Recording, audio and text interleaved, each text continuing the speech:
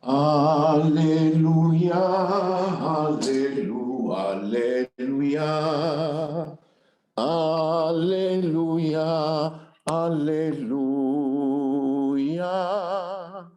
Aleluya, aleluya, aleluya. Aleluya, aleluya.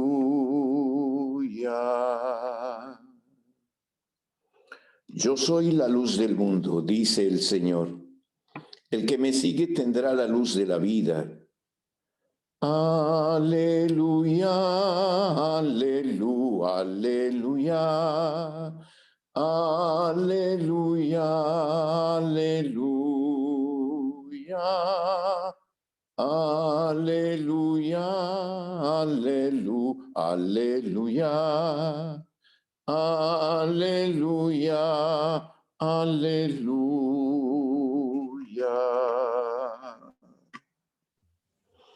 El Señor esté con ustedes. Y con tu espíritu. Proclamación del Santo Evangelio según San Juan. Gloria a ti, Señor. En aquel tiempo Jesús gritó diciendo: el que cree en mí, no cree en mí, sino en el que me ha enviado. Y el que me ve a mí, ve al que me ha enviado. Yo he venido al mundo como la luz, y así el que cree en mí no quedará en tinieblas. Al que oiga mis palabras y no las cumpla, yo no lo juzgo, porque no he venido para juzgar al mundo, sino para salvar al mundo.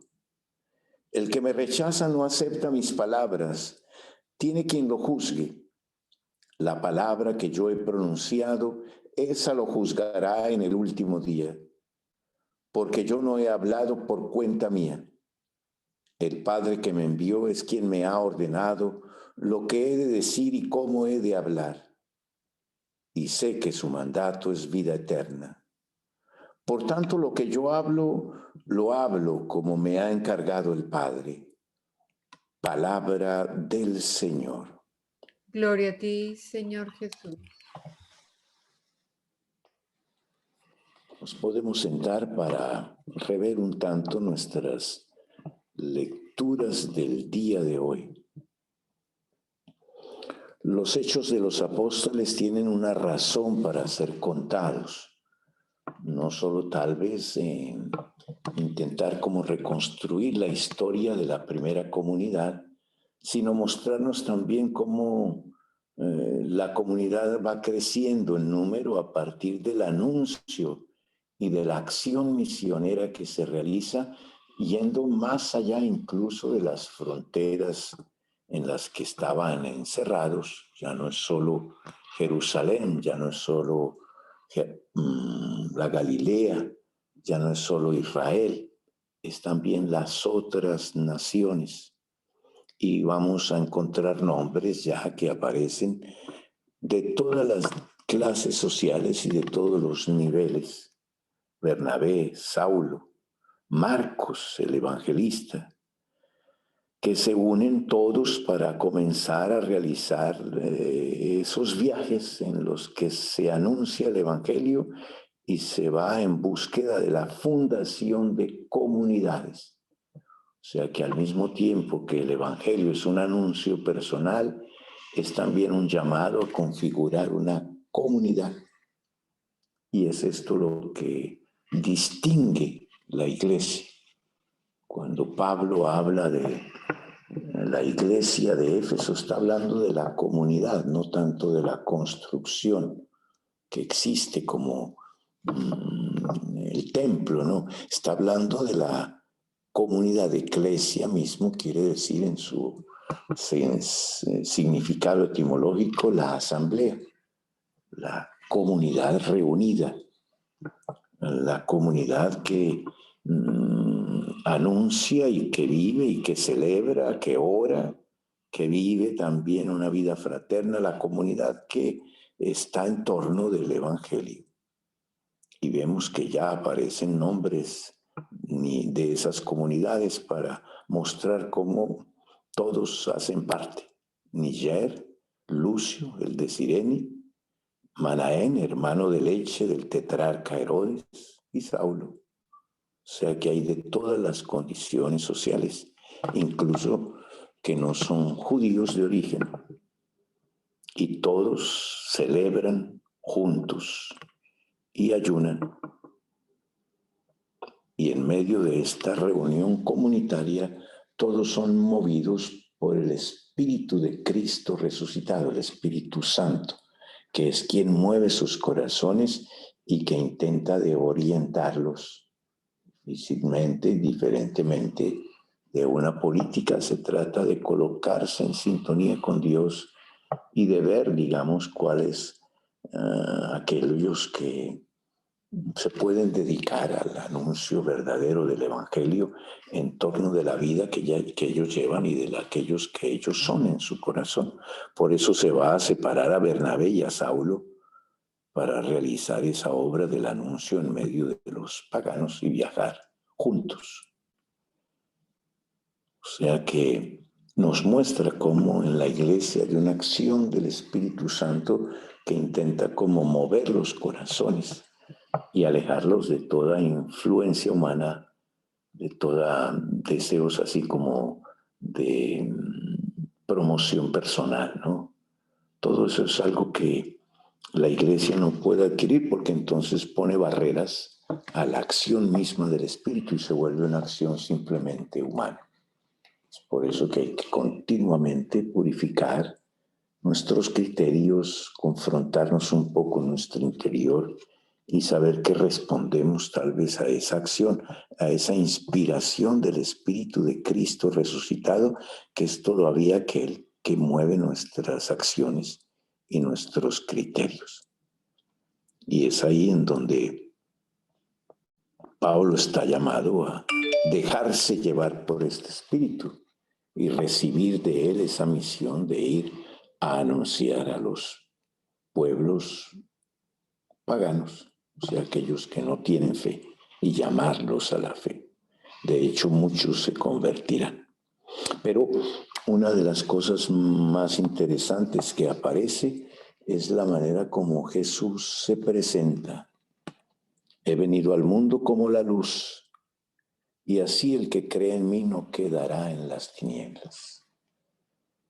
O sea, la oscuridad es lo propio del reino del mal, el reino que nos confunde, que no nos deja ver, que nos impide como descubrir lo que hay escondido y poder hacer luz allí en donde aparecen las cosas que no son claras y que no tienen así como una orientación sincera. Eso lo vemos a veces en nuestras relaciones, ¿no? Como alguien se acerca con intenciones que no son claras o tal vez no deja ver sus verdaderas intenciones porque tienen que esconderlas porque tal vez no son las buenas para acercarme verdaderamente a los otros, ¿no? Y es ahí precisamente en donde el Jesús nos llama a verlo como esa luz que viene de Dios y que intenta como iluminar para que podamos ver todo con cierta claridad.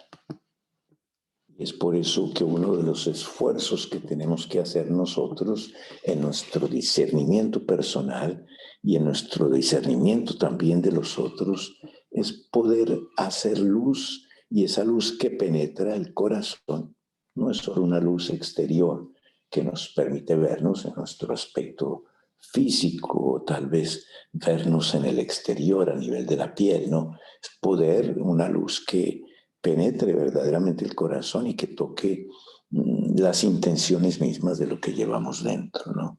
Y es ahí en donde se nos exige que seamos capaces de ver a ese Cristo como luz, como alguien que puede escrutar en mi corazón y hacerme ver en lo íntimo lo que yo soy verdaderamente. Porque nos engañamos a veces a nosotros mismos o nos decimos cosas que no son verdaderas para tal vez calmarnos o para no preocuparnos o tal vez no darnos cuenta que estamos alejándonos de realidades que perdemos poco a poco. Sí, mucha gente perdió fácilmente el amor, por ejemplo, ¿no? Porque vivió diciéndose muchas cosas en el interior para nunca darse, para nunca entregarse, para nunca comprometerse, para nunca entrar allí en ese nivel en donde no solo implica nuestro dinero o nuestra apariencia, sino que implica puramente nuestra vida, nuestro corazón, aquello que está dentro, ¿no? Aquí dentro. Por eso lo que Jesús nos dice es muy cierto, ¿no? No es un juicio lo que Él viene a hacer, ¿no? En cierta manera, quien entra en la oscuridad ya está tomando una opción, ¿no? Una opción que lo lleva allí y que tarde o temprano se va a ver así como condicionado por la opción que él tomó, ¿no? Y se va a dar cuenta en un momento dado que esa opción es aquella misma que lo va a colocar en la dificultad. Quien siembra el mal también a veces cosecha el mal, ¿no? Quien vive en el mal también puede terminar mal porque es esta la opción que él tomó, ¿no? Quien abandona, por ejemplo, la posibilidad de amar, va a tener que vivir según las consecuencias de esa opción, ¿no? Quien decidió alejarse de todos, tiene que vivir también en torno a las consecuencias de esa opción que tomó, ¿no? Y tiene que aceptarlas y vivirlas en su propia carne, y a veces hasta sufrirlas, ¿no? Por eso es ahí en donde nuestra vida se debate un tanto en torno de las opciones que tomamos y las consecuencias que ellas tienen en nuestra propia vida. De ahí que es importante hacer luz. Y el Cristo viene como esa luz que tal vez penetra el corazón del hombre, ¿no? Porque es la mirada de Dios. No es como la mirada de los hombres. Dios no mira las apariencias, Él mira el interior, el corazón del hombre, ¿no? Y es ahí en donde tenemos que trabajar para poder ser luz, para poder ser luz y para poder hacer que esa luz me traiga como la salvación, no me deje perder. Hay mucha gente que perdió ya sus sentimientos, que mueren porque no les dio la importancia necesaria, ¿no? Hay gente que vive en la indiferencia también porque no hizo lo necesario para implicarse también en la vida y entrar ahí en esa disponibilidad a veces a cargar con el sufrimiento también en un acto de amor por los otros, ¿no? Hay gente que muere también en el sentido del compartir, ¿no? Porque tomó una opción de pensar solo en sí mismo, ¿no? Y las consecuencias que eso trae, ¿no? Yo sé que también el compartir trae sus consecuencias, pero son consecuencias que nos llevan a veces a la salvación, ¿no? A encontrar esa apertura que tanto necesita nuestra vida para no quedarnos encerrados en nosotros mismos, ¿no? Y es ahí precisamente en donde se nos llama a la vida eterna, ¿no? A la vida eterna. La vida eterna es todo aquello que nos quita como el miedo de la muerte, ¿no? Y que es capaz de vencer a la muerte allá mismo donde la muerte quiere destruirnos para el miedo, por la desconfianza, por la división, por el odio, por el rencor que va introduciendo en nuestros corazones y que nos va haciendo morir en las cosas, aquellas que pueden llevarnos tal vez a una experiencia que va más allá de lo simple angustia de la muerte y encontrar esa dimensión de la salvación, de la eternidad. Y esto son cosas que vienen de Dios, porque son cosas que nos hacen salir un tanto de este mundo y vivir la experiencia de algo más que existe en nuestras relaciones, en nuestra vida humana, y ese algo más es como una experiencia que nos hace ver para el cielo, ver para el cielo. Y contemplar tal vez cómo va a ser el cielo también, ¿no? En ese acto de amor, de comunión, de proximidad, de cercanía, de ruptura de la soledad, de crear vínculos profundos, ¿no? Porque eso nos da el espacio en donde el cual nuestra existencia puede prolongarse más allá de la muerte misma. Ofrezcamos entonces nuestra Eucaristía y pidámosle a Dios que nos dé la gracia grande de hacer luz en nuestra vida, de escrutar en lo profundo de nuestro corazón e ir en la búsqueda también de la profundidad a la que la vida nos llama y a iluminar cada vez más el misterio de nuestra propia vida y el misterio de la vida de los otros.